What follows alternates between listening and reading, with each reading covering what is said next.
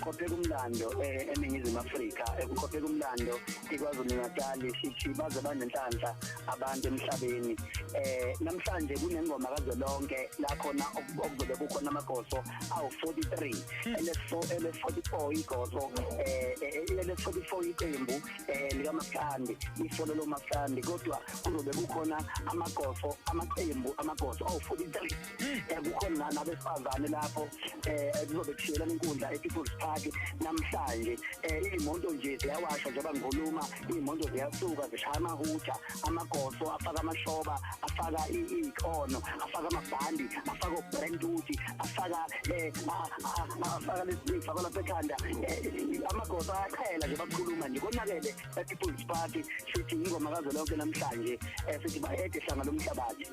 sizokotha inkonyama yamaZulu.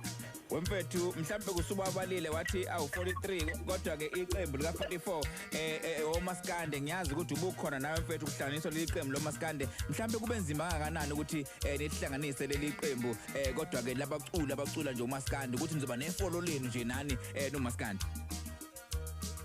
Ngifuna ukutshela abalaleli bokhuzi ukuthi omaskandi bayezwana enye into engiyibonile ukuthi omaskandi bayezwana omaskandi babashoda ngabantu abaneqiniso emhlabeni noma la emculweni yamaskandi uma nabaculi abangaba neqiniso bebaningi kusho ukuthi ngempela omaskandi bengabumbana enye into engiyitholile ukuthi omaskandi bayezwana ngibenye ingxenye-ke nami yokuthi mhlampe lembumba yefolo likaMaskandi libe impumelelo njengoba sazi ukuthi liholwa ubaba uSomnandi kanye nomuntu ekhala khona nobhuti umgube lapha beboniswana ngendlela ehlelekile kwaze kwavulwa ne-WhatsApp group kaMaskandi yefolo likaMaskandi lonke kwabalula ngendlela eyisimanga ukusebenza namaciko amaciko akithi athi ngeke uma ngabe iyinsizwa ney'ntombi zihlangene ngengoma yakithi esakhula ngayo bese thina simela kude ngoba awugidi ungaculile kuze uzogida uqala ucule uma ngabe kuhlanganwe ngokugida thina-ke baculi kumele sibe ingxenye yaleyo nto ngoba kuyadlelana sithi hlangana mhlathi wazanayo kuyaziwa ukuthi uma ngabe kuyenzeka abaculi bakaMaskandi beyithatha ingoma zamagoso emakhaya engomeni kodwa futhi kuyenzeka namagoso agide ngey'ngoma futhi zabaculi kodwa-ke futhi kubukakale ngathi sinoqhekeko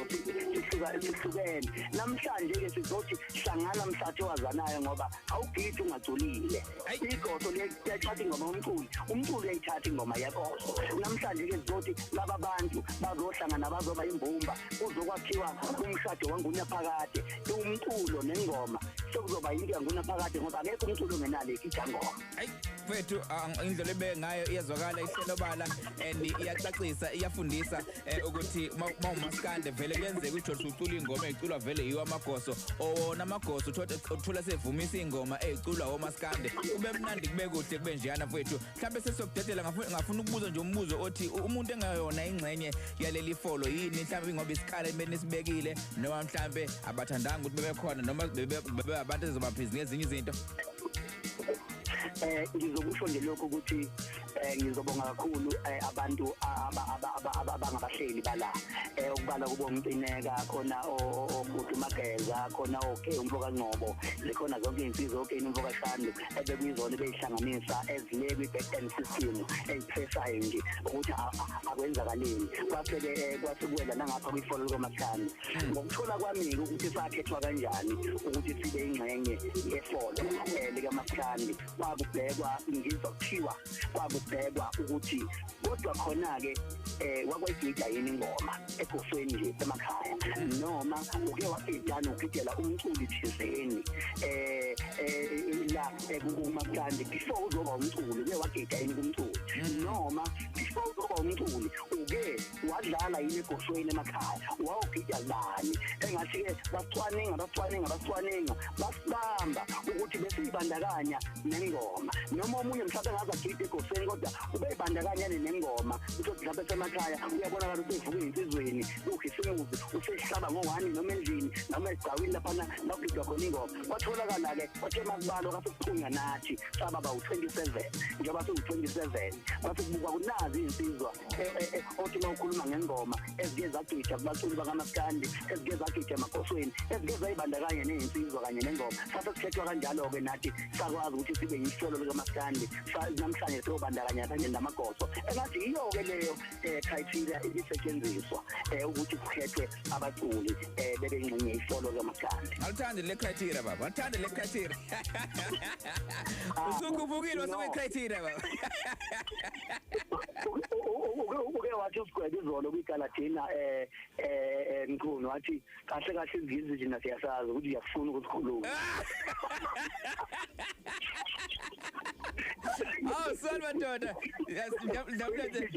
Ndamlenze siyabonga kakhulu mfethu ngathi ngahamba kahle mfethu ubumbano yona into esithandayo nesiqhakambisayo la eMsakazweni ukhozi FM ukusebenzisana okuhle abantu behloniphane benze into enhle into yakithi eNingizimu Afrika. Mkhulu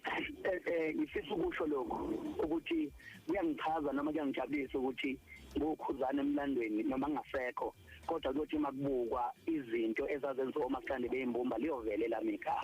ngoba ukuba inkomo edla yodwa kuyingozi ekugcineni kuba inkomo edla yodwa akekho umuntu obekuthiwa uyiphethe uke wathi somnandi izolo wena Mthunu wathi izwe leli somndeni nje sihlushwa abantu abangenanduna umbila sihlushwa abantu abangenamagoso umbila kuze uzokhula umile isiqhiko uyahlakulwela awukho umbila kuyeke nokhula bese kuthiwa uzokhipha isiqhiko uyangichaza lokhu namhlanje engibonayo kanti ke futhi indaba ezimnandi nezonyakaza zezulu wonkana ukuthi namhlanje ubayede uyihlolo ngokwakho ukuthi uzobe ingxenye engoma kaZwelonke akwazi ukuthi ngahlanganiswa abantu noma kuhlangana abantu bakhe engekho abantu yafisa ukuthi bezomotha namhlanje inkosi yesizwe samaZulu izobe abantu bezoyotha ePeople's Park izobe ikhona ingxenye yengoma kaZwelonke ngicabanga ukuthi into esukumisa ongangezwe lakhe esukumisa zonke igodi siubani thina ngempela ngicabanga suma abantu beze ePeople's Park bezobona ingoma kaZwelonke Mkhulu sengiphetha ngithe izolo kwiGalatina ngathi thina siyi golden generation thina sifunyelwe yilapha sasalibona ilanga liphuma lishona salibona liphuma abanye abaningi baze bahamba emhlabeni bengakubonanga lokho sifikele World